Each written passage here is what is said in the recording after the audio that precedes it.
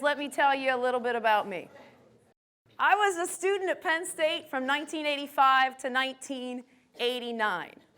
And I think I was at the forefront of, number one, women in engineering. Number two, kind of changing the profile of what an engineer is, what an engineer looks like, and trying to break those stereotypes.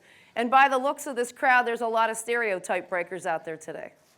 Engineering is not a page out of the Revenge of the Nerds. Engineers leads to a number of different huge career opportunities. Engineers change the world. Engineers drive innovation. And for me, 23 years later, I am incredibly proud to be an engineer.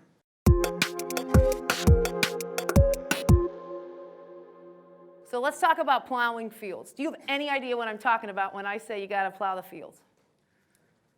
No. Plow the fields is just an analogy for sometimes you just got to do what you got to do. And you're not going to like it, and it's not going to be fun, and you're going to sit back and scratch your head like I did and say, why am I taking a landscape architecture class when I'm going to school to be an engineer? Or why am I on my second or third semester of English when I'm going to be an engineer and not a writer? But all of those learnings will have an opportunity to teach you something. For example, I had to take a differential equations class. Ask me the last time I actually solved a diff-EQ problem.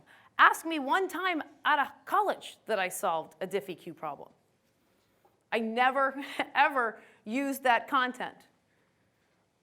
But I had a professor that I had a really hard time understanding. And it taught me to go off, work with him, seek to get the information I needed to get through the class, pass it, get out and move on to my next class. So sometimes you just got to do what you got to do. Sometimes you just have to, what I'll say is, plow the fields.